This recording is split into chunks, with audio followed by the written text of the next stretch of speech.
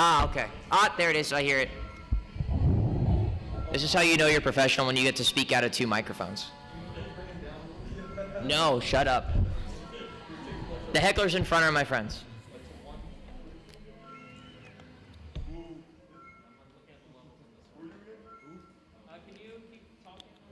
Talking, still talking, talking. That's for this microphone. This is for this microphone. Bop, bop, bop, bop, bop, bop, bop.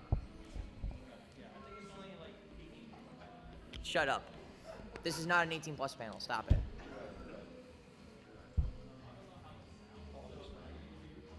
This is going to be fun doing this panel with like the AMV contest going on next door. I mean, they're playing Haiku in the background. Yeah, burn up. I hope the music changes like as he starts to like to piece All right, we're already past time. I'm good. Are you guys good on tech? Yeah, I think so. All right, cool. I have two microphones. That's how you know. Like I said before, that's how you know I'm professional. Hi, everybody. My name's Rye. I am a voice actor. Thank you for coming to my panel. This is the first time I'm ever doing this panel. It was something I thought of. I'm kind of ripping off Kira Buckland and Casey Mongelo because they did this at like PAX. And I was like, I like that. I'm gonna steal that without their permission. But it's fine. But yeah, you guys probably know who I am exactly. But for those of you who are uninformed, I am a voice actor, mostly in anime and some video games here and there. But what a lot of people don't know is that I am like the title of the panel is that I am a fan who became a professional. Case in point, I just bought a figure of the character I voice, which was already a surprise. And I bought a Japanese video game that I will not be able to play of Prince of Tennis as well. So, but also I voice Realm in the Prince of Tennis. It was a cool show. I like it a lot. Most of you guys probably remember it from it being on Toonami Jetstream with the Viz Media dub. That was a dub in like the mid 2000s. But yeah, this is also kind of a Q&A panel for anybody who has questions about whether like my experience or just questions about the industry as well. But I'm going to spend the first couple minutes just sort of talking about my process from how I became a fan, a professional, some of the struggles that I had to fight in terms of, you know, fighting off the fan and being professional and stuff like that. And yeah, but I've been acting professionally now for about almost 5 years. It's been 4 years, 4.5 years almost since I moved to Texas from Florida, where I grew up, and prior to that, Massachusetts. Gosh, this is going to be really... I'm not complaining. Okay, now I'm complaining. They're not cheering for me. I don't have an ego, I promise. But I've been acting professionally for about 5 years now. I started off in the wonderful world called the internet. Ooh. A lot of people who are professionals now, like Marissa Lenti, Alejandro Saab, Don Bennett, Marissa Lenti, we all started online. We all had our different places that we started because there were forums on websites. Now, the most recognizable one, which is within our little community of new professionals, is now a defunct website. It was called the Voice Acting Alliance. That is where like people would just post like threads and create threads for fan projects, a bridge series, you know, original indie games, stuff like that. And we would just go and audition for them. And there's another forum that's called Voice Acting Club that Kira Buckland actually made that is still active to this day and has a huge Discord server of like I think 5,000 plus people or something like that in it, and it's open internationally to people. That's besides the point. But I started off when I was like 15, 16 online, which is a pretty whack thing that, you know, at 15, 16, you could just get a microphone, a USB microphone, set up in your room, set up in your closet, and then be like, I'm going to audition for something. So I was an online voice actor, as are some of my friends who are here in the audience as well, for a while. I acted online very terribly, but everybody's got to start from somewhere, from like sophomore year up until I moved, basically. And the biggest struggle I think I had when it was from starting off as a fan to becoming a professional, like where I am like at now, booking consistently, or at least thankfully booking consistently, or booking work and getting to work with people that, you know, you looked up to or that you admire their work because of X, Y, Z, like either like say, I'm going to use them because they're also next door, like Max, Robbie, and Ray. Like they're all awesome people. They're phenomenal actors. I grew up playing and watching some of their performances. So it's like, in the case like that, it could be kind of intimidating, where it's like, oh dang, hi, I'm McKeand. Pleasure to meet you. It can be really awkward because it's like you're meeting someone you looked up to. But there's and I'll get to the more specifics on how to kind of fight that fan urge to kind of geek out and like get super nervous a little bit later. But just use them as an example. Meeting somebody like that. A really good example for me personally was meeting J. Michael Tatum. I met him at Animefest, believe it or not, in 2018 when I volunteered here for the first time because I guest handled at this con for like 2 years. We're in a game that's now canceled together, and I looked up to Michael. He is like one of my biggest acting inspirations from like the Texas sphere before he moved. And I was like, I just wanted to talk with him. I was like, hey, we're in a game together. It's pretty cool. And I was 20 at the time. I was still basically a child in the grand scheme of adulthood. And once you kind of I just talked to him, and we had a fun joke where I was basically his son, his long-lost son. It's a fun gag. He and Brandon are my gay dads. It's great. But kind of getting past those nerves was really difficult. Because it's like I want to have a relationship, a professional and like friendship relationship with Michael, but I'm also kind of freaking out on the inside, It's like, holy crap, that's J. Michael Tatum. Why? I'm in the same room as him. Which it's getting starstruck. That's what it is. So that's something that a lot of people starting off that are even still working right now, who are newer actors, still struggle with, is when they run into people in the studio and they're like, holy crap, that's Justin Cook, or oh my god, that's Caden Glass, and, insert actor here, is getting starstruck. And so thankfully I worked in customer service for 5 years, so I'm able to put up good face, but that doesn't stop your heart from being super fast. So, and this gets rambly, I'm sorry, first panel. But yeah, once you conquer those fears and you just become friends with somebody, they kind of go away. But it's not an easy process at all, and it's different for everybody. But another big thing, of course, is etiquette. Etiquette as a fan to becoming a professional, especially in voice acting, because I'm sure there are plenty of voice actors that you can ask or you can see online from panels where they will tell you a horror story of a fan just showing up to the building and just screwing themselves over. Like, I believe there's a story that somebody told, I can't remember who, somebody showed up to the old Funimation building that was in Flower Mound, and was basically like, I'm here for an audition. They showed up a month early. Because they just were like, I know I'm early, but I just got really excited. Exactly. And there are other things too where people just walk in and be like, hey, is so-and-so here? And then they have to kind of be escorted out a little bit because they're like, hey, I really wanted their autograph. Stuff like that. So and some of these people wanted to be actual voice actors. That's the crazy thing. So for that, it's kind of minding your own business for a little bit. Kind of just staying in your lane until you find the opportunities to actually interact with other professionals that you look up to, on even terms. Because and I say this with love, whenever you talk to a voice actor at a panel or at a con, and you say, hey, I want to be a voice actor too, or like, hey, are you gonna remember me in like X amount of time? We might try our best, but we can't remember every single face at a panel, at a con, and stuff like that. There was a guy who I met at my first convention in Sacramento at Sac Anime back this year, and he's like, "Are you gonna remember me when I'm sitting where you're sitting?" I'm like, "Maybe." And he's like, "I'm serious though." I'm like, "Dude, I'm gonna be real with you. I see so many people's faces at these events. It's literally nothing personal, but professionalism is something that you have to work on, especially in this industry, because we're all still people at the end of the day, but."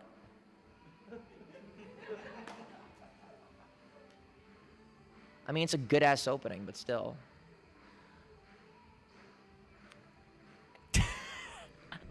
Sorry. It's karaoke. That's what it is. Okay. I got so distracted I lost my point.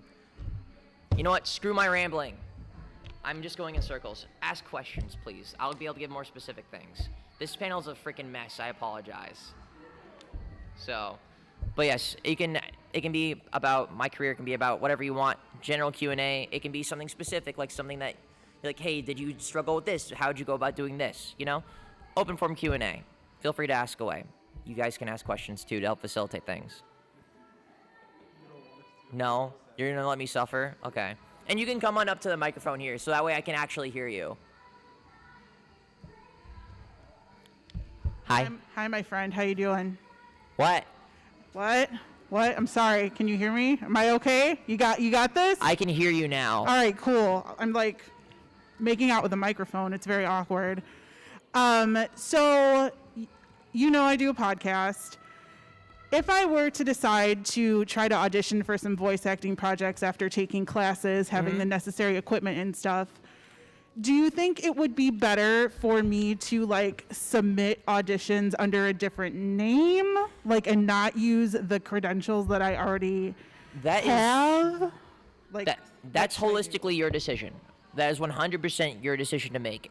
If you have an already an established space online as it's your name, and you believe or you think that it might conflict with like wanting to be a voice actor, the best thing you can also do is ask somebody's opinion who you might have as an in the industry. Personally, I don't think it'd be too bad of a thing if you wanted to change your name or go under a pseudonym, or if you wanted to keep your name. I feel like that's not too bad of a thing to do. I know plenty of people who even I struggled on like wanting to change how I put my name on for my credits until I landed on Rye in my last name. There was like times where I was like Ryan P. McKeand. No, I was like just Ryan McKeand, and I was like, no, I don't. There's too many Ryans in the world in this industry. It's like Rye McKeand. But that's also a little different. I'm changing how I want to be credited. But when it comes to choosing how you want to, break into this industry, it is holistically your choice whether or not you want to go under a pseudonym or whatnot. Just make sure you sign the paperwork with your legal name. But I personally, in your situation, I don't see too much of an issue with it. So, cool. Yeah. Also, where did you get your Prince of Tennis figure? My figure? I got it in dealer's room. I don't remember the name of the place, but it was $45 before tax. And I will try and my and friend look who's for a figure one. aficionado said it's legit.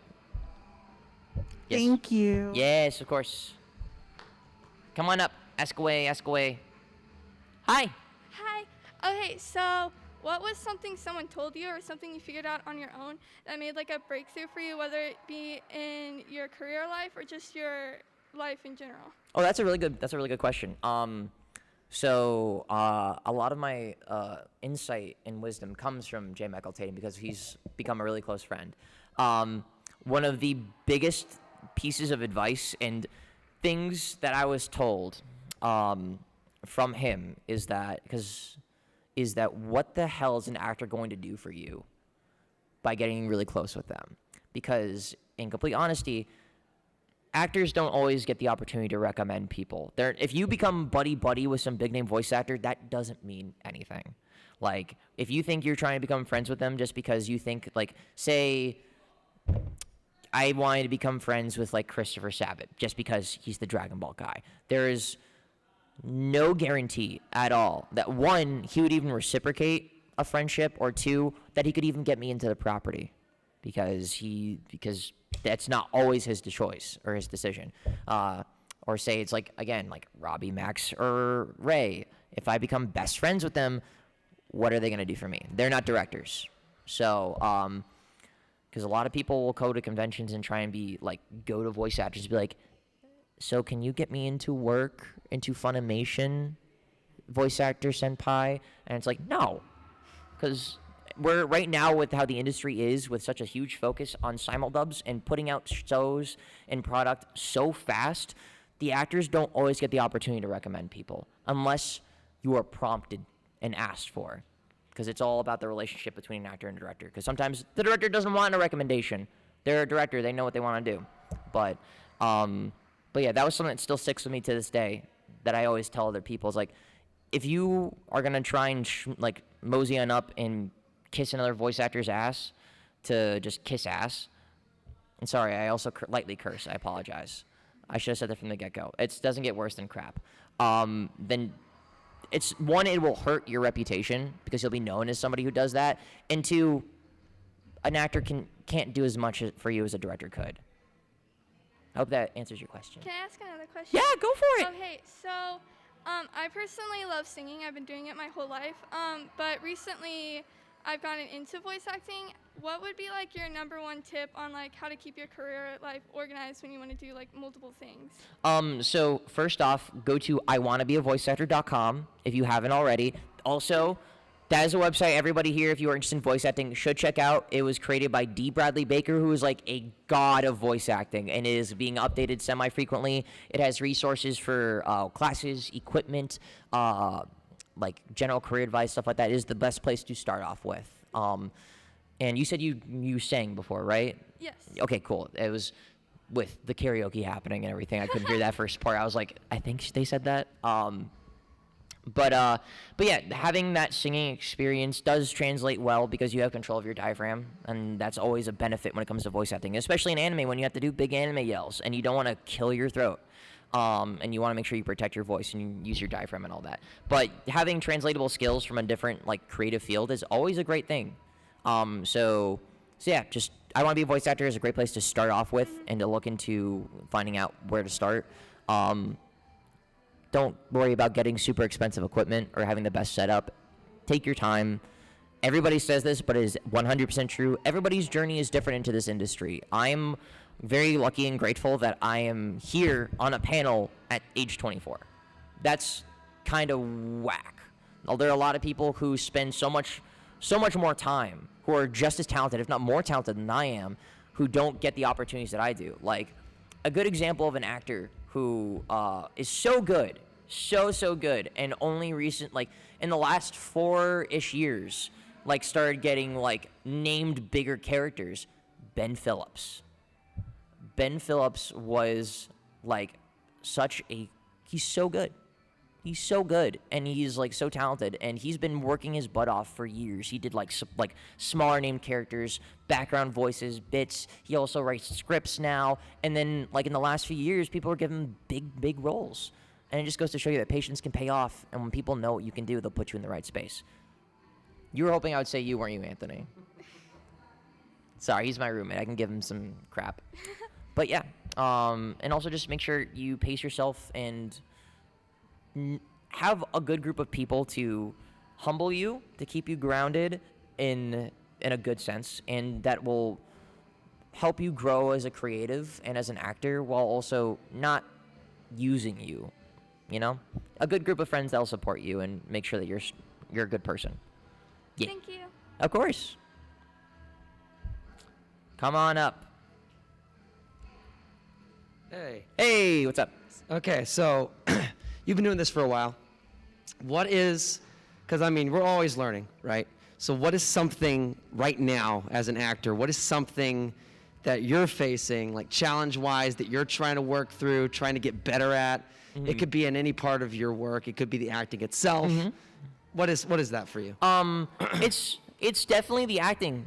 I'm always wanting to explore aspects of my acting that I don't get to because, you know, I sound like a teenager. I sound and look like a teenager, which is a blessing because, you know, I have a great shonen protagonist voice. I have a great little kid voice, you know. That's a boon, but there's plenty of roles that I don't get to play. I don't always get to be the villain. I don't always get to be, like, I don't always get to play an actual adult. And so getting those experiences, like, in working on the mentality to approach, like, different roles, like my character in Saint Seiya, Pisces Aphrodite, he is a villain, and he's also, like, somebody who I was like, oh, I would not have thought of myself first. And so being thrown into that role was like a learning experience because he's a lot more sultry, and he's like, oh, elegance, stuff like that. I don't get to do voices like that all the time. There was another character who became a surprise villain. Small spoilers for Ikebukuro Escape Park. My character Tomomi became the surprise villain, and he actually had an evil laugh. He had the stupid generic evil laugh where he's just in the shower, he smiles, and he laughs. And I'd never done an evil laugh before in my life, let alone get paid for it. And it actually turned out good. Nice. But getting those sorts of experiences and expanding my repertoire of places to go to when I get in the booth, when I look at something. Like, instead of going to, like, okay, this is what this is. Like, oh, let me try this. This is a place where I'm reaching for that I'm familiar with, but I haven't used before. You know, getting to act in opportunities and situations and characters that I don't always get to. And that also works like developing your range, like gaining more confidence in like my lower range or stuff like that. You know, it's a lot. But, you know, like you said, as creatives, we're always wanting to learn and continue to improve and hone our craft. Because technically, like right now, I'm technically improving my craft because I look out into the audience, I see how people act. I'm paying attention. People watching is a very valid thing to do. It is a very valid skill an exercise to do. When I was in college, my theater teachers also encouraged me to do that, especially in my playwriting class. We actually had a journal, like, write your journal once a day. People watch. That's good. Stuff like that. But yeah, the acting side is just, like I said, just a lot of things that I don't get to do. So that way, if I ever get those opportunities and I get cast, I'm able to nail them. Right on. Yeah. That's good. Thanks, Thank dude. you. Anybody else? Hello. Oh, you can line up too if you'd like. You don't just have to get up and sit down again. Hello. Hi. All right. So, out of every character you've ever voiced, who do you think was the most difficult and why? Ooh, that's a good question. The most difficult.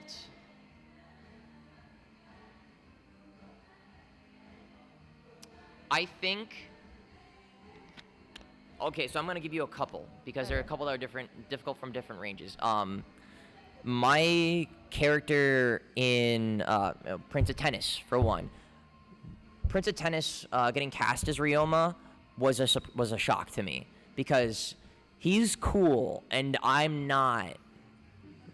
I'm a nerd, which is cool now, but I'm not like stoic cool. And so when I did my audition for him, I was like, I probably won't get him. And then Howard Wang calls me like a few days after the audition, and he's like, hey, are you sitting down? I want you as Ryoma in Prince of Tennis. And he's all that. And the thing was with Ryoma is that he actually now sits a little bit more in like my actual speaking voice to like my lower range. Because if you listen to Prince of Tennis 2, you can hear he's like a lot higher. So Ryoma I had to grow into, and I developed his range more. And also, this show, even though it's not super popular here, it had a weight to it. I'm now the face of a huge franchise, or the voice of a huge franchise in English. Not the first, but something like that. So that was challenging in that respect because that sort of pseudo weight behind it. Vocally, one of the more difficult characters I actually had to play was for Tiny Tina's Wonderlands. I played the treasure goblins in that, and the voice I did, which I'm not going to reproduce here because my throat's a little iffy this weekend. It was really high and shrill, and it was very vocally intensive. I almost lost my voice after an hour of doing it. It was fun, it was rewarding, but I was also like for like an hour straight. And then in terms of actually approaching and acting, either Pisces, like I mentioned earlier, because he was my first villain, or my character in a show called Amame. His name is Amo. He's also the main character. Griffin Puatu, who is the ADR director for the show, and also wrote a good chunk of the episodes, he was very, very particular about some of the more emotional moments. And he's like, no, we need this. We need this. Ignore the Japanese. I need this. And we'd like do like a lot of takes. And so it was rewarding though, because we made sure we got it right. There's a moment in I think episode 15 or 16 where Amo goes through emotional trauma. And I won't say anything else to not spoil it because that's one of my favorite moments for the character. And we took a couple cracks at it. He had a big like scream and stuff like that, and I had to basically make sure that I got the trauma dealt to Amo correctly. So I had to draw from a lot of places in here and just also be like, okay, that sounds good, I hope. So, but yeah, I hope that answers your question. Yes, it did. Thank you. Of course. Hello. Hello. I was wondering, whenever you first got started in voice acting, whenever you sent out your demo, did you write your own script or? That's a good question. Okay. That's a good question. So when it comes to making a demo, You can write out your own script, but it's better to have somebody else write it, because if you're writing your own demo, assuming that like you're first starting off and you don't have much writing experience, you will always be your worst critic. And if you're not familiar with how to do a demo reel correctly, you're going to overwrite it, and it's going to be way too long. This is just speaking in my personal experience, not targeted to you. I don't know you or stuff like that. Yeah, hard to know. I know. But the best thing to do is that when it comes to making a demo reel, and for those of you who don't know what a demo reel is, it's just a short, like minute and a half long audio file that has a bunch of different short scenarios that you act in to show off what you can act, your vocal range, stuff like that. You should always have somebody else, more than yourself, involved in that process. You should always have a director, because self-directing, you will be your own worst critic, and you need a second opinion. You need somebody to whittle down your intuition and your gut to get to where you want to be. And then you should always have somebody else write it for you. Somebody ideally who knows how to script write or write scenarios like that are good and not just cheesy, and also will write to your strengths. Because the thing is, you can have a super generic reel, like you're going to have your anime battle scream and battle yell, you're going to have this and that. You want your demo reel to stand out, and you want it to stand out to your talents. This is what you can do. Hey, I can do this that like Rye can't do, or there's something I can do that Marissa Lenti can't do, you know? So focus on your strengths, but you should definitely have somebody else write it for you, unless you are confident in your writing and acting that'll ability. also like include with the transitions too, like. Yeah, Okay, so and that's also somebody you would have somebody edit it together to help put in music and effects too, unless you want to work on that yourself. But starting off, making one on your own is not bad. But like if you're wanting to send it off to say like directors or use it for submissions when auditions pop up on Twitter, you definitely want to make sure that it sounds professional enough. And there are plenty of people that, or it's not super long, sorry. And there are plenty of people online that do demo reels on all different sides of the spectrum that don't do it for like what the usual rate is of like thousands of dollars or at least $1,000. So people do like the whole process for maybe $300 online. Now when it comes to demo reels, what you pay is what you get. So if you want higher quality, you pay more. But the thing is, the karaoke is throwing me off so much. Know where you're at and don't overpay, because there are plenty of really not amazing actors who pay thousands of dollars for demos, and it's like you're paying for a good quality demo reel with bad acting in it. So just know where you're at and know your strengths and all Got that it. too. Thank you so much. Of course.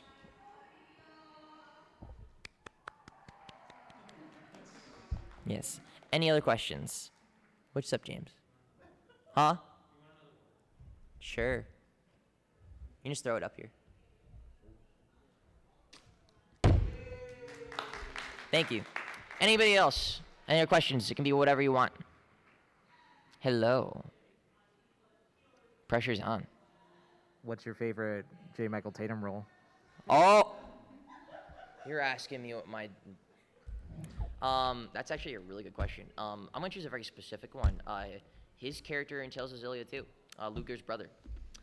That was, his name is eluding me for the life of it, like, so much. If anyone knows, feel free to chime in. I can't remember. It wasn't Will Kresnick, but it was something like that. Luger's brother in Tales of Zillia 2 was, like, he made me bawl my eyes out in that game. And he's also so good. Recently, the stuff that Michael's done, though, like, I know some stuff he's working on that's really cool, but that he'll announce on his own time. But probably that. And of course, I watched Black Butler. I watched MHA. You know, all that stuff too. So let me flip the coin and point back at you. What's your favorite J. Michael Tatum role? Ron, High School Host Club. Say that again. Ron, High School Host Club. Okay. Yeah. Respect. Just two different sides of the anime sphere, a game and an anime. You can love one actor for multiple roles. Say again? You can love one actor for multiple roles. There you go. Cool. Thanks, man. And like that, any other questions? It can be whatever you want. You can ask me what I had for lunch, and I will talk about it. Or I can just ramble. Oh, there we go. If nobody else wants to say anything, I'll always say something. Okay. Are you still under NDA for Wiz Alice? That game? I don't know. I was gonna ask you to tell me the plot of that game. I don't know. To be honest, I recorded that game over 4 years ago. I barely know. remember. What I can tell you. So Wiz Alice was the first video game I ever booked with Soundcane Studios. It unfortunately got canceled. I played a rabbit boy named Hal, I think. It's based on Alice in Wonderland. Yeah. Yeah. So I can't remember, but he had this thing where he had like a younger version and then he actually had an older version. But I actually had to do impressions of the other cast members without knowing who else was in the cast. So I did impressions of Alejandro Saab. I did impressions of Damon Mills, Howard, and Tatum. Wow. And Amber had to tell me because none of them had recorded beforehand. And Amber was like, I really wish we had them to kind of play off of, but we don't here. So yeah. There exists somewhere in Soundcane's library audio of me recording impressions of my fellow actors. Well, a lot of people were really looking forward to that game, and we were really sad that it got canceled. So. I was sad too. I got paid for it though. That's what matters. That's all that matters. Make that. It didn't coin. come out, but I got paid for it because they're all horror stories of games getting canceled and payment not happening, which sucks. Exactly. Thank you. Yeah, of course. You guys can even ask me to do like an impression of somebody else if you want. Tatum is a go-to. I don't know. Ask away. Hi, Ian. Okay, hi. So a bit of a different question. Do you have any like actors, like any Japanese seiyuu or any actors in other languages that you've looked up to or like their roles I like and that. stuff? Natsuki Hanai. Natsuki Hanai is like one of my favorite seiyus ever. Natsuki Hanai, I've played a couple of his roles. I've been not voice matched, but I've played 2 of his roles. Tomomi in IWGP was voiced by Natsuki-san, and I don't know, I just decided to put honorifics there of all places instead of whatever. And then also Shuichi in Glepnir. He also voiced Shuichi in Japanese. And I love Natsuki Hanai. He is one of my favorite seiyus. Yuki Kaji is another one of my favorites. Yuki Kaji is talented as hell. Like, his range is insane, as is Natsuki's. But Natsuki is specifically someone I always look up to because he's just so talented. He's, like, so good. And he's funny. He's a funny dude. But, yeah, those 2 for sure. Thank you. Taste, amazing. Yes. Welcome back. Okay, so what is the piece of media? You know, that could be anything. What is the thing that you were just like, that's what I want to do for a living? That triggered my want to do it? That made you want to pursue this. So, little story. I, like some other people who are now professionals, played with my action figures, my Dragon Ball Z figures, and played Dragon Ball in the backyard, and did like stupid fake Patara fusions, and just was like, "Hey Goku, what are you doing?" I don't know, Kamehameha, blah blah blah. That's the best. Or whatever. And specifically when I was playing my JRPGs growing up, like Tales of the Abyss was the one I played like 12 times over. Like, the characters would do their attacks, which are called arts, and like Luke, the main character who was voiced by Yurundal, would do like Fang Blade, and I'd like take my wooden sword and I'd be like, Fang Blade! Oh, that's great. So I had always like played pretend and mimicked what I saw and what I played. I think the thing that really triggered me to want to pursue voiceover as a career was, and I look at this retroactively, is Gurren Lagann. It is my favorite piece of media in anime, I should say. The dub is phenomenal. The show itself, I love to bits. I think it is not bereft without issues. I will always skip episode 4 of Gurren Lagann because it looks like crap.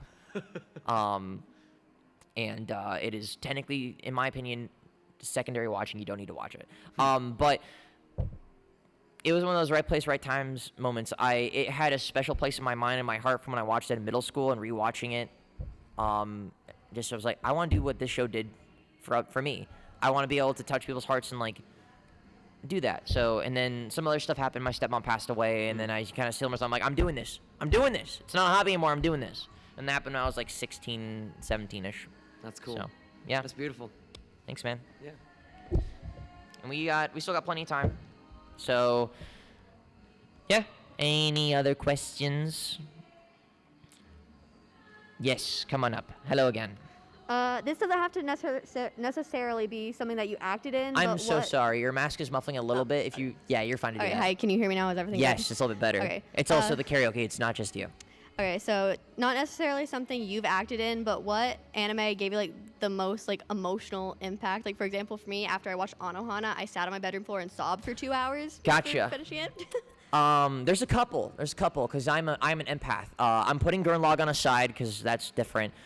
Your Lie in April, I bawled my eyes out twice. Haven't gotten around to watching that yet, show. but Like, I'm going too soon, and I'm not prepared. yeah, like, that show is something else. A Silent Voice hit me really, really hard too, and I watched that in Japanese as well. I watched that in Japanese first before I ever got to see the dub, which was also phenomenal, and I bawled my eyes out with that. I think Belle was a recent one. Belle's not perfect by any means, but I don't know what it is, man. It's music and emotional moments that like resonate with me, and I just die of like just sadness.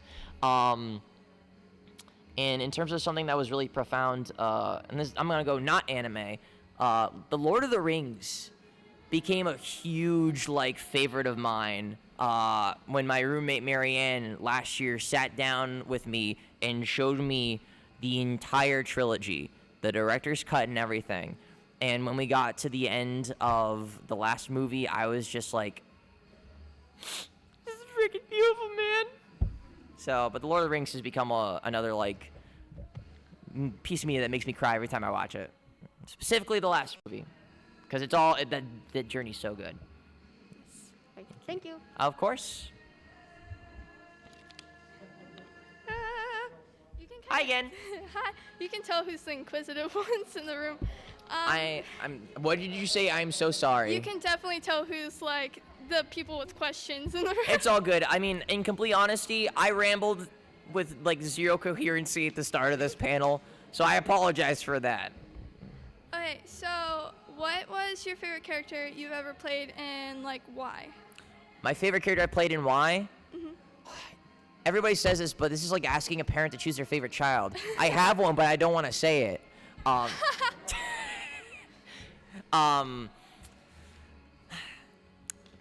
the thing is too, a lot of the characters I play, at least the ones that I really, really like, they all have a special place in my heart for different reasons. Like Rito from To Love Ru, specifically the first season, not anything else afterwards. Because that was my first big lead. And right before I was about to record it, my dad passed away. And so recording that show was like a good therapy for me because I needed the laughs, I needed to be around people, and getting to work on that show was something that like I both wish and don't wish I could have shown my dad that show, at least the first season. I'd be like, Dad, I'm sorry, there's boobs. I'm sorry. He'd be like, oh, is this one of them hentais or something like that? I don't know, but Rito holds a special place in my heart specifically because of that. Skate, it's because I love Skate. Skate was such a good show. And then I've become a fan, case in point, buying merch from the show, of Prince of Tennis, because Howard's love for this franchise is very infectious. So, but I think out of all of them, probably, I think if I had to choose one, I'd probably choose Mia from Skate, because that show just touched so many people's hearts, and it was a journey. And plus, the last episode made me cry because Dad's stuff with Longa, and I'm like, ah! So yes. Thank you. Is it over? It's over. Oh my God. I can hear everybody now clearly. Let's go. Perfect. I'm gonna start just picking people to ask questions. No, I'm not Max Middleman. I can beatbox like a white person.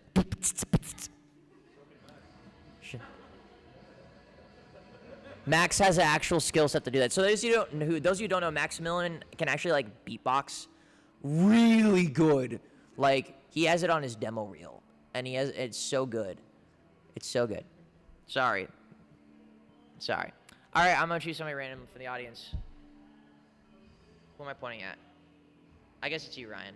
Oh, hello. Hi. You have a question. Hi. You have a question now. Oh, you recognize me. Of course I do. That's why I say, what's up, dude? I thought that was just like a general. Yeah. No, I remember you, man. I can't- Yay, good to see you. What did you have for lunch today? You teased that earlier in the panel. I'm gonna make you follow up on it. I went to the Plaza of the Americas. I went to that social chicken place, and I had chicken tenders.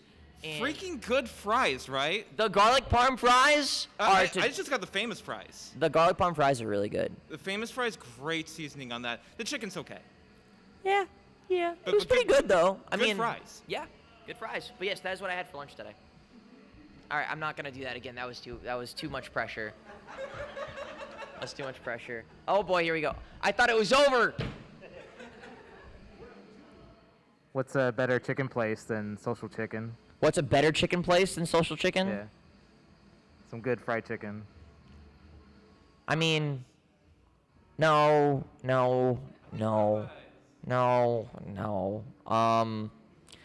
I'm gonna be basic. I'm gonna say Cane's. Yeah. Cane's is probably my favorite chicken place. The thing is though with Cane's, I have to be in a mood for it, cause I love the cane sauce, but gotta be in a mood for it, cause otherwise it gets too samey. I eat it all the time. Dude, on a small tangent in regards to Cane's, they just opened one up in like LA-ish area. Lines for hours. LA wants them frickin' chicken tendies. Yes. Thank you, man. Thank you. Here we go. Somebody from the back. Somebody new. Sorry. Okay. Have you ever sung for a role or were encouraged to sing for a role? So, no. I can't sing at all. Or I can't sing well. There was a show I auditioned for that I did not get put into called Actor Song Connection that Marissa Lenti will gush about. I did have to sing for that audition though. And it was not good. It's not good. I do want to learn how to sing eventually. There's somebody I have in mind. It's just I'm saving up money for other things, so I need to just get my priorities in straight. But Absolutely. I do want to sing because I sing in the shower all the time. I love doing karaoke. Singing to the studio is my warm up. Bad or not, but yeah, I would love to eventually be able to sing in a show. The most I've done is like sing a tune that did not need to be in tune for some show or like hum. Oh, funny story with the first season of To Love Ru. There's a bit near the end of one of the episodes where basically I'm humming the background music, and David Wall was just like, "Why don't you just hum the background music because you've heard it?" And it was like da da da da, and I just hummed that. And then Rita's just really proud, so I was like, and it's just like I am feeling great. So yes, thank you for that. I wanted to ask because you said that you looked up to Kazuyuki and Hane Natsuki, so I was like, they both sing. Yeah, I know. The thing is though, in Japan, when you're a seiyuu, there's also like the whole stigma that you do need to know how to sing because character songs. Yeah. Because again, that's where the money is. I mean, look at Prince of Tennis, One Piece, like a lot of those, like the seiyus. Some of those seiyus in like those shows only do stuff for that, but it's because they're so popular in Japan and they just keep making stuff, even before like animes come out too. Yeah. Yeah. Thank you. Thank you. We got about 15 more minutes, so we can keep asking questions, and we can do a lightning round in a couple. Yeah. So, is it okay if I share a resource? Yes. Yeah, because I know all of us here are trying to get into something like this. So what I've been doing, me and a friend of mine, we go to a place in Frisco called Maker's Gym. And with Maker's Gym, you can pay, we split this. I know this is not going to be easy for everybody, but we pay $350 a month, split it in half. That could be doable between you and a friend. We get access to all kinds of things. They do you can film stuff there. They got photography, meeting rooms. It's meant for the creator of any kind. Editing rooms, all kinds of stuff. But what we utilize is the sound studio. So, it's literally just, it's what you'd expect. You come in, you got your computer. It's not like a big soundboard, like with all the knobs, but it's got, top tier, software, right? Other end, you got a great mic. I think it's like a Newman. And they do have other mics that you can ask for. They do provide those things. You could get them a la carte. It may come with your package. We use what's in there. It sounds just fine. So what I'll do is I'll go there, and you have like about, what does it say, 12 bookable hours per month. It does say that sound studio hours are included. I've not gone over those hours. And any hours you don't use for that month will roll over to the next, which is pretty dope. That's pretty cool. Yeah, so I'll go over there. I'll do my auditions because I like to do like online stuff. Yeah. So like if a video game needs a voice actor, I like to find those. I'll audition for those. And I mean, yeah, you could absolutely develop a demo reel there because I mean, you got the software. You could totally do that. Yeah. I mean, it's a solid resource. And I think you can bring like a free guest. I think you are able to do that. Or if you have like a crew of people, depending on what it is, you could come in. Like I was doing a music thing, had a few people that needed to come in. They allowed that. I mean, you're paying for it. And it's a steal. I mean, I think other studios are going to be way higher in price to even just to be able to get in there. Or even let alone, some studios don't, like, unless they are a business, it's like we have this space that we do rent out. A lot of places don't, like, Sound Cadence, they don't rent out their studio to anybody unless they're like, it's a business thing. It's like, hey, I need a booth and I'm willing to pay you and you can do blah, blah, blah business stuff on it. Like, that is actually a pretty solid resource. Like, again, the investment is there, but if you're serious about it and, like, you don't have the equipment at home until you can afford to have stuff at home, like, that's a pretty solid investment. Again, investment, but, That's right.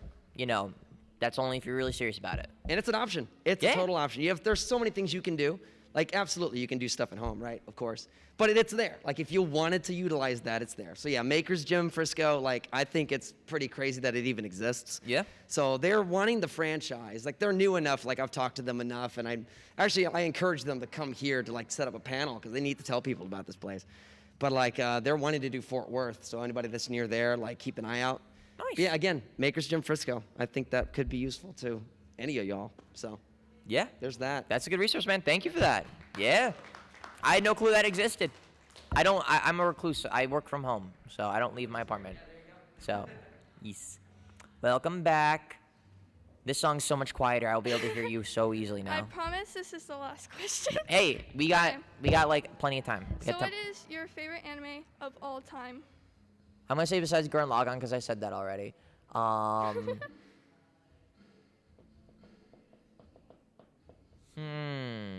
have different favorites for different genre, but if I have to go for all time, one of my favorite anime movies, Promare, which is basically just Gurren Lagann because it's from the same director, but it's Promare.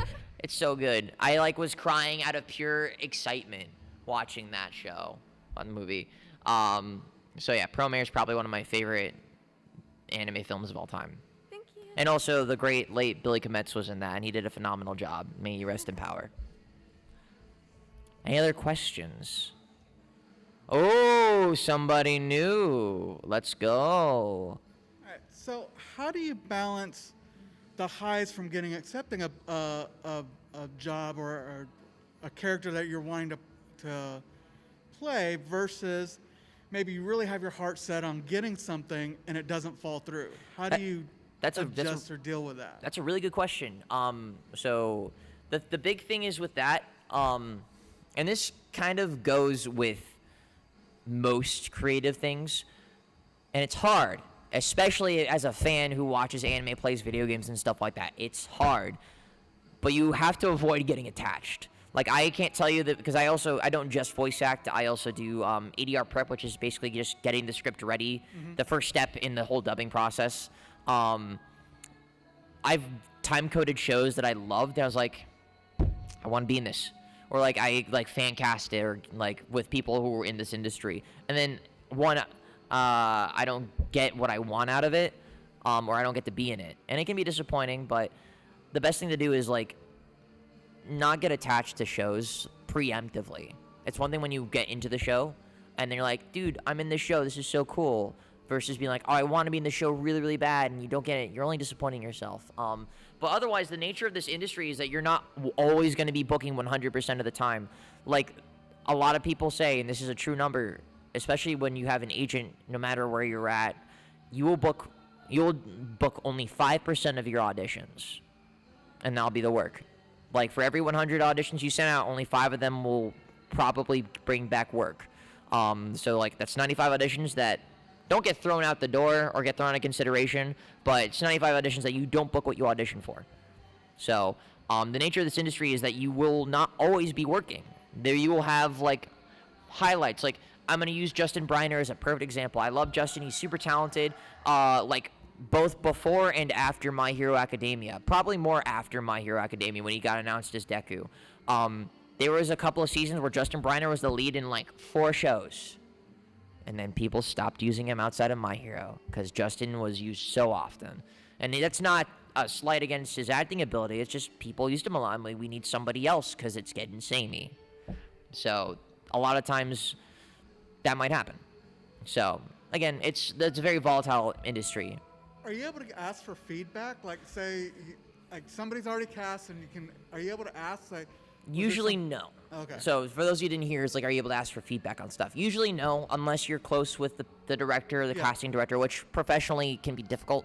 But it's one thing when you're online and auditioning for things, and like asking for feedback is a little bit more commonplace.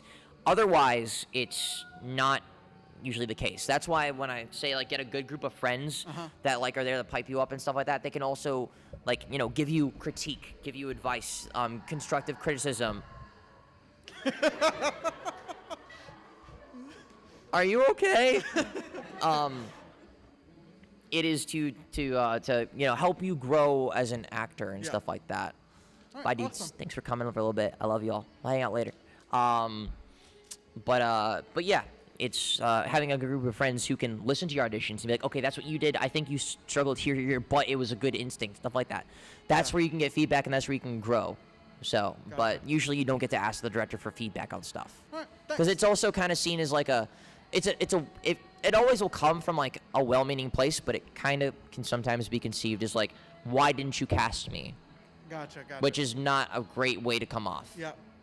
All right, thanks. Awesome. We are in the last like 7 minutes of the panel. If we want to do lightning round, let's do it. Like short things. Make me just spout out an answer. You can come running on up. Ask me anything. AMA Ryan McKeand. All right, favorite boba flavor. Oh, boba flavor. I'm basic. I like regular boba. For Like- boba tea. Yeah. Oh, boba tea. Okay. Boba tea. I like strawberry boba tea. Strawberry milk tea. Yeah. What's your favorite anime opening? Oh, that's a hard one. I go season to season right now. Let me check my music phone on my music app on my phone. I am in between Mixed Nuts, the opening for Spy Family, Zankyo Sanka from Demon Slayer, the Entertainment District arc, and Crybaby from Tokyo Revengers. Once again, bass taste. Amazing. Hey, thank you. Yeah. Once I find a good opening, it's stuck in my head, and I just gotta download it if I can. And thank God Apple Music has more anime openings. Any other questions? Lightning round. Go. First video game you ever played? Oh, dude, don't even ask me. It's probably Croc on the PS1. My dad got me into games. It was probably Croc. Croc or Croc 2. Yeah. And you guys don't have to come, but you can shout out. It's quiet. Go for it. Oh, starter. Do I have, say a specific generation? Gen 4? Chimchar. Plus Chimchar is one of the only fire type Pokemon in all of Gen 4. And then the Huh? What was that? That I have not voice acted for before.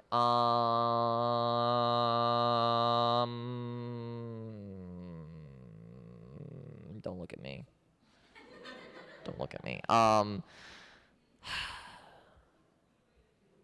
I think I'm gonna go with. God, I said this was gonna be lightning round, and I'm so slow.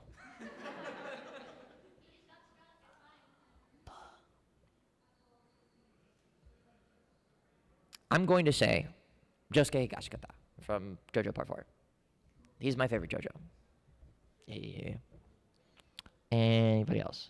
What's your go-to place just to get away for some you time? For me time? My bed. My phone. Just like that. My bedroom, though, is usually my go-to place for me time. Otherwise, like, usually I like going to a cafe and just zoning out. Other questions?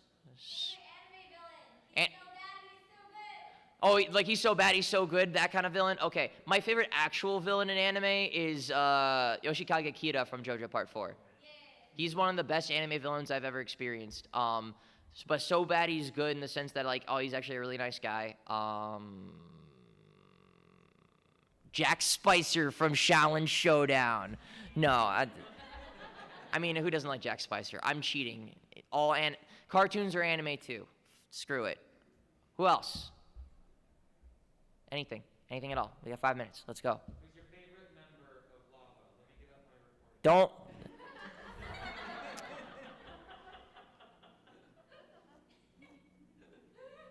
Max. No, I love them all. I love them all. Don't make me choose. It's like choosing a starter. Shh, I know. He hates me. Anybody else? Go. Where do you get your ideas from? I'm kidding. The internet. Okay, to go on a small tangent, literally, like, I will steal things from other people, like, that they do and they perform it, and I'll just make it my own. It's not just doing an impression. It's like, oh, this is like a J. Michael Tatum role. How would he do it? Okay, I'll do it my way. It's like, I'm simply one hell of a butler. Totally not him, but, like, if I had to do a younger version, I'm simply one hell of a butler. Stuff like that. Taking in, spinning in your own. That was just my excuse to do a Tatum impression. Otherwise, I could do an actual Tatum impression of how he actually talks, but, you know.